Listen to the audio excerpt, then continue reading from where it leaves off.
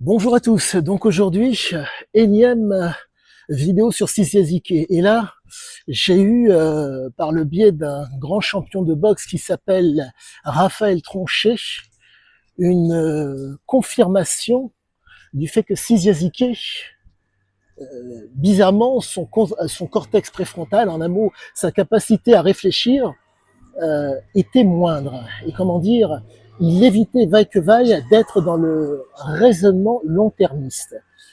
Raphaël Tronchet expliquait que il ne fait pas ce qu'il veut par rapport au futur combat à venir, il fait ce qu'il doit. Et c'est le détail, le fameux détail du diable qui fait que vous avez des gens qui réfléchissent et des gens qui raisonnent. Ce détail est anodin mais fait toute la différence.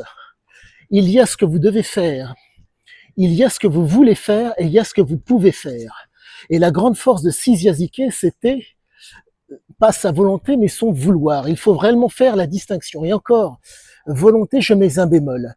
Car comprenez que cet homme qui donc affectionnait les substances utilisait des produits qui l'hyperstimulaient. Mais cette hyperstimulation était au niveau de l'imaginaire, au niveau du sous-cortical. Résultat, on se retrouve avec un homme qui a une incapacité, je ne dirais pas chronique, mais conséquente à être dans le long terme, la jouissance du moment. Je reprends ces mots, je veux donc je peux. Mais c'est pas je dois donc je peux, c'est je veux donc je peux. Propos qu'il a tenu donc dans Oro. Et donc, cette approche laisse supposer que de par, certes, la culture dont il est, qu'il a eu, de par son père guerrier, de par sa mère voyageuse, vous vous retrouvez donc avec un homme qui était stimulé au niveau comportemental. Il faut comprendre cette chose. Comme le père fumait le cannabis, et que le Sisia était un fumeur passif, et qu'il a été sensible, voire même réceptif en tout cas sensible au cannabis.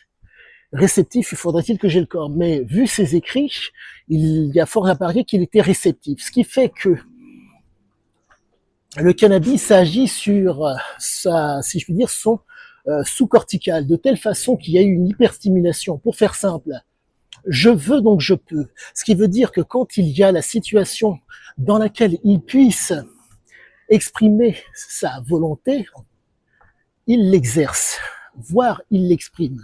Donc on se retrouve face à un homme dont le triptyque, si je puis dire, est exprimer, exercer, et la fameuse expression en physiologie, qui fait que il était quasi impossible pour lui, quand le plaisir se présentait, qu'il ne réagisse pas. C'est un homme qui réagit au plaisir, c'est un homme qui réagit à la jouissance. Donc je vous laisse imaginer ce qu'il en était dans une situation où il pouvait donner sa mesure, voire où il pouvait donner sa démesure. Comme l'homme ne thésaurise pas, que l'argent n'a d'utilité que dans l'utilisation, on se retrouve avec un homme qui va faire feu de tout bois, et encore faire feu de tout bois. Il va oser mentir, oser manipuler, oser tricher, oser induire en erreur, oser être de bonne foi, oser être de mauvaise foi, pour être dans le plaisir. Le système son système de représentation était basé sur le plaisir. Son système de simulation de ce qui lui faisait face était basé sur le plaisir. Pour que ça soit d'autant plus simple, vous voyez quelque chose et cette chose génère chez vous, représente quelque chose.